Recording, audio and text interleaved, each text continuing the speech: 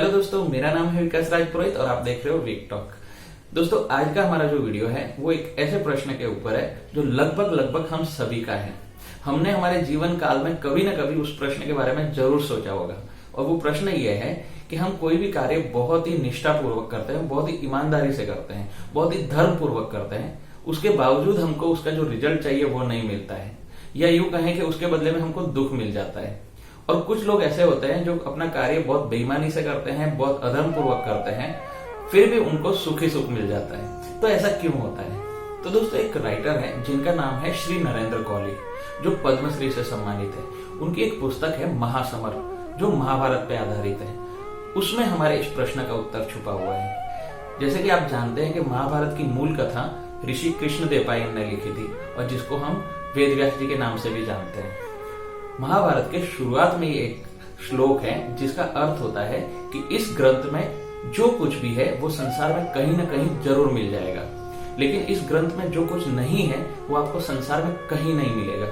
इसका अर्थ ये हुआ कि महाभारत में हमारे सबके हर प्रकार के प्रश्नों का जवाब मिल जाएगा।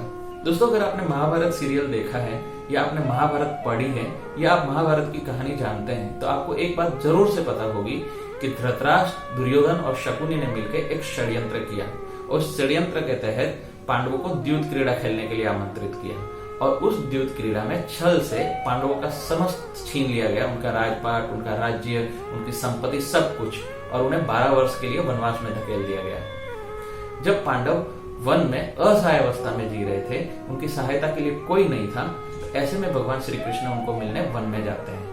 कृष्ण 5 पांडव से मिलते हैं। कृष्ण जब वहां पे अर्जुन से मिलते हैं तो अर्जुन बहुत ही असहाय और दुखी अवस्था में दिखता है, बहुत ही भ्रमित अवस्था में दिखता है। अर्जुन के मन में बहुत सारे प्रश्न चल रहे होते हैं, लेकिन वो पूछ नहीं पा रहा होता है। प्रश्न उसके कंठ तक आके वापस जा रहे होते हैं। कृष्ण उसकी स्थिति समझ लेते हैं। कृष्ण उसके मन की हुआ को, उसमें जो कुछ भी चल रहा है उसको भांप लेते हैं और कृष्ण उसकी तरफ देखते हैं और पूछते हैं कि अर्जुन, तुम्हें कोई संशय है क्या? कुछ पूछना चाहते हो? अर्जुन अपने आप को संतुलित करता है और कृष्ण की तरफ देखता है और कुछ देर सोचता है और फिर बोलता है कि जो कुछ घटनाक्रम हुआ कृष्ण, इसके पीछे मैं धर्मराज युधिष्ठिर को दोषी नहीं मानता हूँ। उन्होंने जो किया वो सही किया, लेकिन उनके इस आचरण के कारण हम जो कष्ट उठा रहे हैं, हमारी जो संपत्ति छीन ली गई, हमारा राज्य छीन लिया गया, हमें वन में भेज दिया गया, इसको देखते हुए आपको नहीं लगता है कि इस संसार में कहीं भी न्याय नहीं है? कोई भी व्यक्ति धर्मराज के मार्ग पर क्यों चलेगा?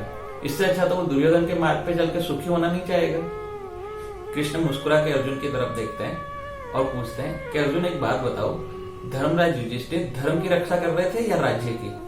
और अर्जुन तपाक से बोलता है कि धर्म की रक्षा कर रहे थे। तो कृष्ण बोलते हैं कि उन्होंने धर्म की रक्षा की ना, उन्होंने अपने पिता की आज्ञा का पालन किया, अपने पिता की आज्ञा पालन के धर्म की रक्षा की। अगर उन्होंने अपने धर्म की रक्षा की तो वो राज्य की रक्षा कैसे करते? अगर वो राज्य की रक्षा करते तो फिर धर्म की रक्षा नहीं हो पाती।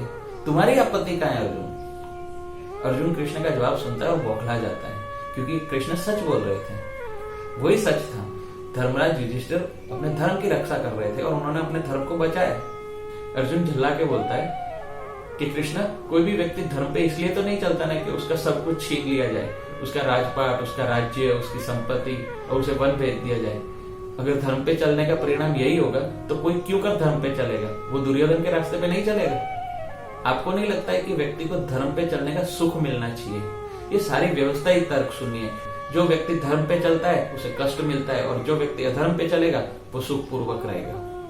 कृष्ण अर्जुन की तरफ देखते हैं और एक बार फिर मुस्कुरा के बोलते हैं कि धनंजय, एक बात मन में धारण कर लो, समझ लो कि इस प्रकृति में जो कुछ भी हो रहा है उसमें कार्य और कारण का संबंध है। यहाँ कुछ भी अनर्गल और नियम रहित नहीं है। क्रिया की प्रतिक्रिया व्यक्ति की इच्छा के अधीन नहीं, श्रेष्ठता के नियमों के अधीन होती है। धर्मराज यदि अपने पिता की आज्ञा के अधीन द्यूत क्रीड़ा खेलते हैं और हार जाते हैं तो उसके पिता की आज्ञा पालन के धर्म की रक्षा तो हो सकती थी, पर राज्य की रक्षा नहीं हो सकती थी। उसकी रक्षा तो शस्त्र बल से ही करनी पड़ती है। अर्जुन तड़फ के बोलता है कि पर धर्म पे चलने का परिणाम तो शुभ होना चाहिए ना कृष्ण, हमारे साथ इतना बड़ा अन्याय क्यों हुआ?